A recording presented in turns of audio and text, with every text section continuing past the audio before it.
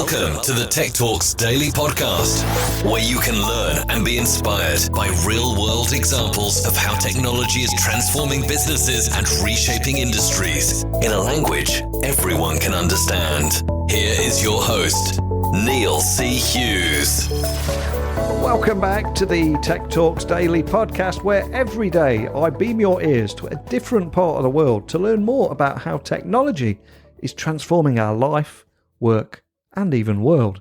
And today we're going to be visiting Israel, the startup nation, to speak with Ori Mor, the co-founder and chief business officer of a company called Y-Charge, W-I-Charge. And they are essentially an Israeli-based startup that is the first company in the world to bring wireless charging from an exciting potential to actual commercial deployments. And by wireless charging, I mean a different patented infrared wireless power technology that safely, efficiently delivers several watts of power to a client device at room-sized distances. So I'm not talking a mat that you have to physically place something in a certain location. And wireless charging applications are almost endless, from powering IoT applications, smart retail, building automation, smart home, digital advertising, touchless appliances and industrial sensors. So many use cases here, and I think this is one of the most exciting technologies I've heard about in a long time, because essentially it frees end users up from being tethered to wires and becoming wall huggers with their phones, or limited usage due to power constraints. And I also want to explore how it could give product designers the power they need to usher in a next generation of mobile or any smart device. So buckle up and hold on tight as I beam your ears all the way to Tel Aviv, where Ori is waiting to speak with us today. So a massive warm welcome to the show, Ori. Can you tell the listeners a little about who you are, what you do, and maybe share your origin story and what put you on this path too? Hi, Neil. Glad to be here. I'm Ori. I'm a co-founder at Y-Charge, currently the chief business officer, but actually I started as a technologist. And all of us, our origin is technologists. You probably know that the high tech in Israel is built on veterans from Israeli elite units in the Israeli Defense Forces. So we were raised in such unit, the top one, by the way, the top notch. Everyone probably says their unit is the best, but ours is really the best. We spent there more than 10 years, both my partner Victor and I. We did amazing stuff, cutting-edge technology. We received the highest award, the Israeli Defense Award. It's the highest award for breakthrough technologies. And that's what we actually like to do, breakthrough technologies. After our time in the army, we each founded independently a startup company that became successful quite fast. Victor did fiber to the home, was the first company in the world to offer consumers gigabit internet. And within 4.5 years, reached a market dominance of 80%, 80. The company was sold for a few $100 million. And we founded a company that did software as a service. And in less than 3 years, we reached 500 million end users. But we wanted to do something better. And then came Y-Charge, which is it's a big dream about providing the world the ability to charge devices from a distance. And the reason that I mentioned the history is not to brag, but actually to establish that we do cutting-edge technology. That's what we like to do. And in Y-Charge, it went to the extreme. So that's a bit about us. We can later dive into Y-Charge. Yeah, I mean, it's such a great story, and you can see why they call Israel the startup nation, man. And it's just brilliant to hear your journey there. And of course, it was that path that led you to Y-Charge, which is an Israeli-based startup that is the first company, I believe, to bring wireless charging from exciting potential to actual commercial deployments. But can you set the scene and offer a bit of an overview of the kind of problems that you're solving with your tech? Okay, so when you say wireless charging, there are different types of wireless charging. You probably know the charging pads that every phone has today, which allows to charge without a wire, but from a close range, which is called proximity charging. There are also ways to do distant charging, but with low, very, very, very low power. That's RF charging. What we do is we enable both high power and distance with receivers that are small enough, very tiny, that can fit inside a consumer electronic device, yet still deliver considerable amount of power. And that's something currently no other company in the world can do as good as us. Wow. And for any techies listening that are suddenly sounding like Doc Brown in Back to the Future going, Great Scott, how does it work? So it's actually easy to explain that. We all know that light can carry energy. We know that from solar panels, that's the photoelectric effect. By the way, what we usually don't know is that Einstein got his Nobel Prize on the photoelectric effect and not on anything else. So he's actually the one to blame. But in contrast to sun and solar panel, we have our transmitter, which is like the sun, that delivers a directional beam, a very directional beam towards the client device. So it converts electricity into infrared light. And then on the receiver, on the client side, there is a special photovoltaic cell that we have been developing for more than 7 years that converts that light and back to electricity. So the principle is pretty simple. How to do it, it's quite complicated. Incredibly cool. And just to bring that to life, can you offer a couple of use cases to help listeners understand how it can be used or how it would work in their world? That's the fun part. Yeah. The fun part about wireless power is that you can tell, theoretically, everyone can tell their grandma about it and she will understand it. You're wearing right now headphones. Yeah. Okay. They are wired. My smartphone is sitting here by me, just lying on the table, and it can be charged. Your smartwatch would be charging without the think of Wi-Fi for power. Mm-hmm. That's roughly it.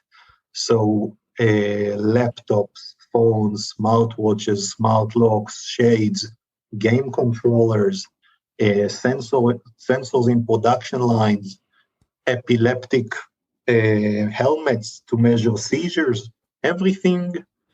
Today, you can think of everything that you charge with a USB can be charged wirelessly. And what about the speed difference? Because those things that people have got on their desks right now, it's a much slower charge. It's almost like a trickle charge. Is that the same with what you guys are doing, or? Yeah, the technology is not limited in basically in the speed, but it will be slower than wire.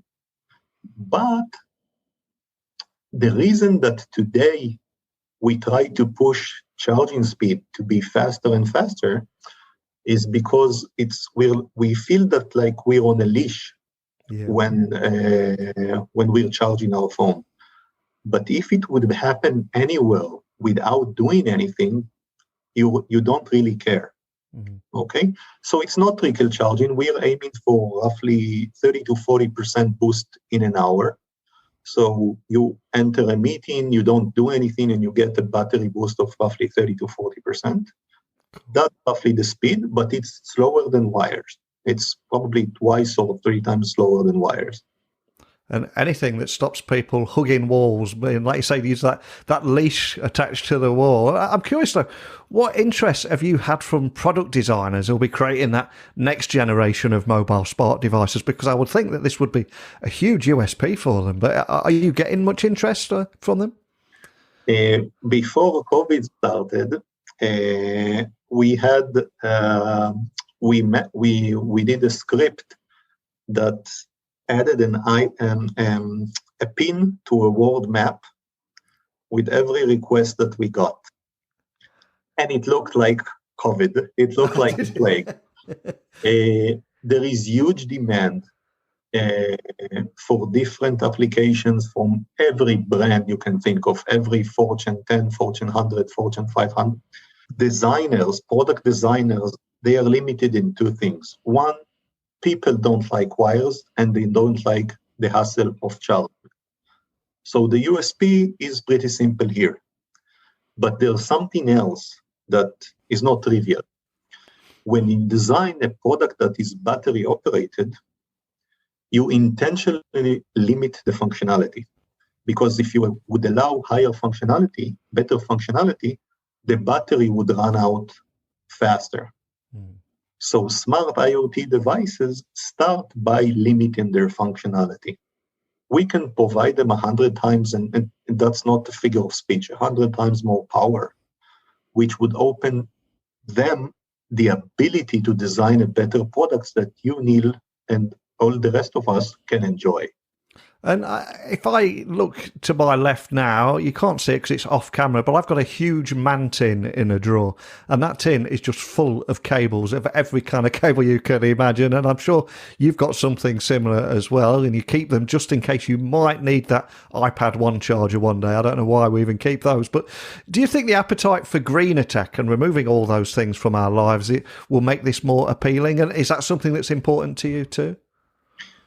I must admit that when we started Y-Charge, we didn't think it's a green technology. We wanted to offer the ability to charge devices from a distance.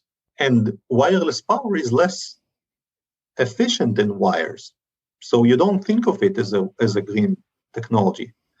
But it turns out that was a very nice surprise that a single transmitter that we deploy can save 5,000 AA batteries from the first generation. 5,000 AA batteries is more than your body mass and mine together, roughly, of battery. And the next generation would be like 10,000 batteries. So it definitely has a green effect. And I think we would be seeing that already. In the US, they are transitioning into, they're adopting what in Europe, there's a product called ESL, an electronic shelf label. It is the price tags that you see in a supermarket, and these are battery operated.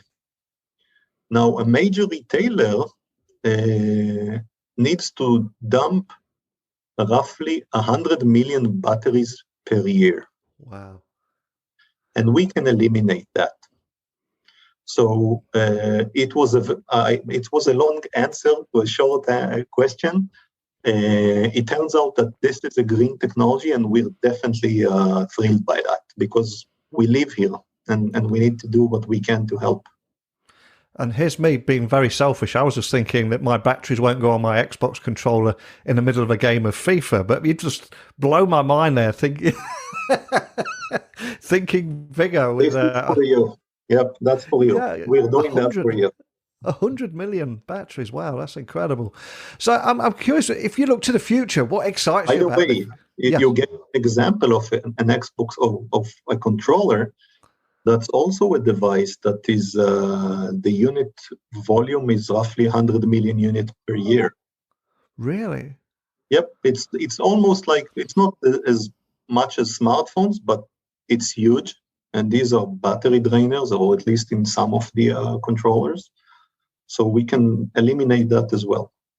Wow. And looking to the future, what excites you about the role this tech could play in that immediate future? Because it seems like we're at the very beginning here and there's so many opportunities. You've just mentioned 100 million of batteries off the top of your head, but there's so much more that could happen there, right?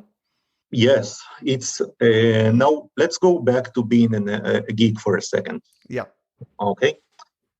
When Marconi did his first enabled us wireless communication, he didn't think it is going to be used for Tinder. When you throw into the game a new capability, into the playground, a new building block, which can be a search engine, which can be a wireless communication, which can be wireless power, people, usually not geeks, but innovators, product innovators, start to innovate. And they come up with huge and great and different ideas. And what excites me is to see what would this technology be used for? It's the trivial things are your smartphones and your laptop and things that we know. Yeah. But there would be a huge amount of different applications that we can't really even imagine today that would be enabled by this technology. And I know it's very early days and there's probably not too much you can share around this, but are there any future use cases or ideas that just particularly excite you right now? For my kids and for you, I want the Xbox controller. This is the immediate one. There is no one application that I want to enable. Yeah. Okay, it's bigger than us. Yeah. Okay, it's really bigger than us. There was a video that Nissan, the car maker, created. It was to promote their self-parking car.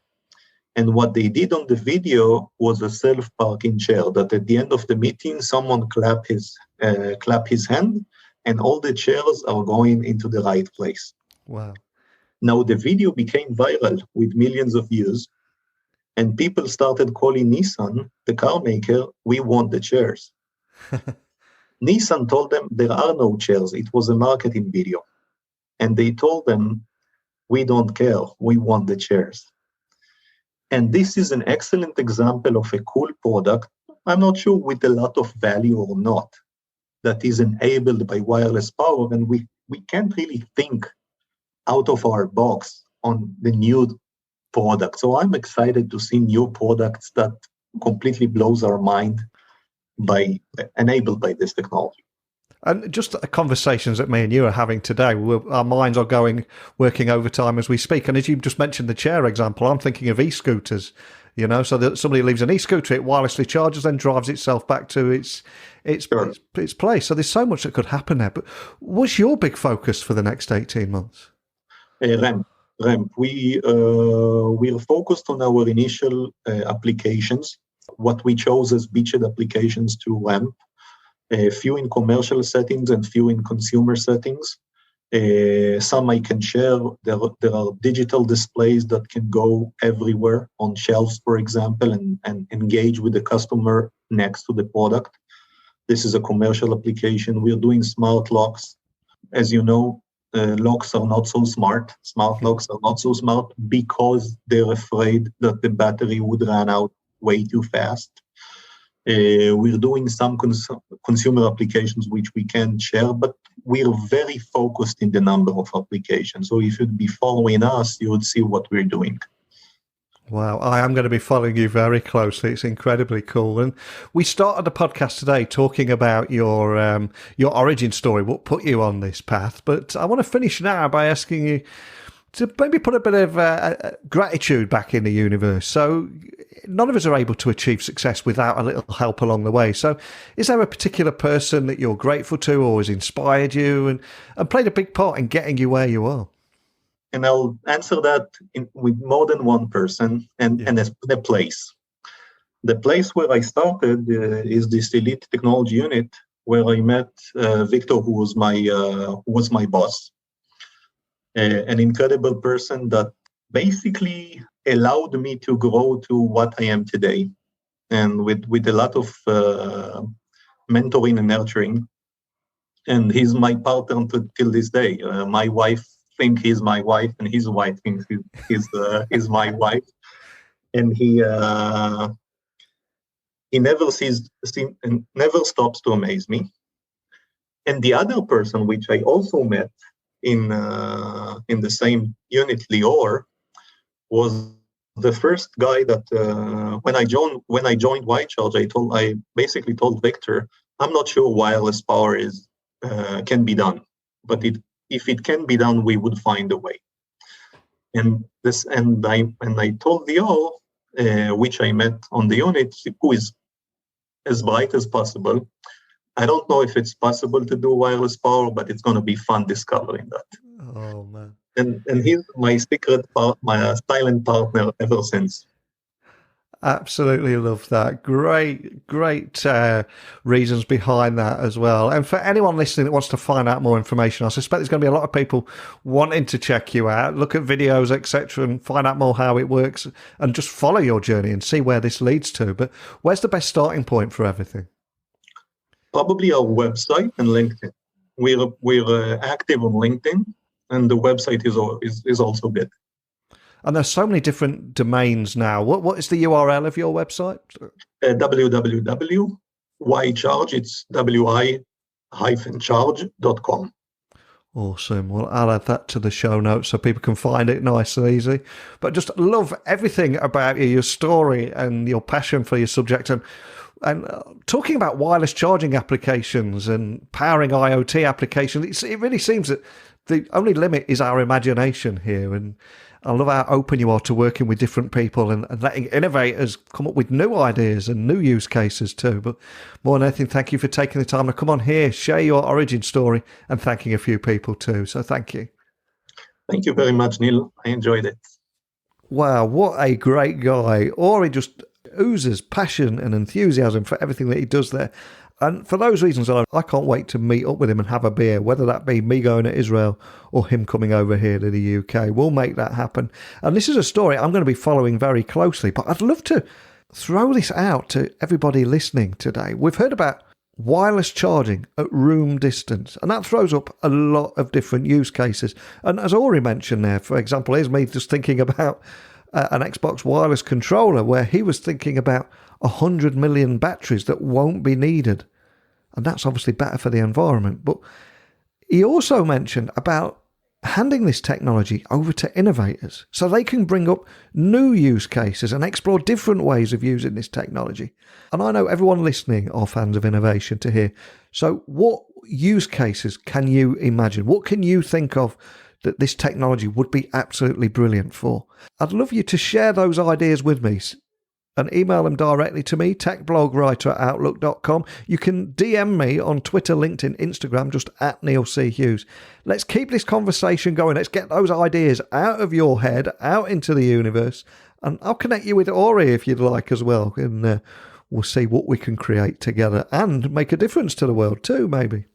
But that's it for today's episode. So a big thank you as always for listening. And until next time, don't be a stranger.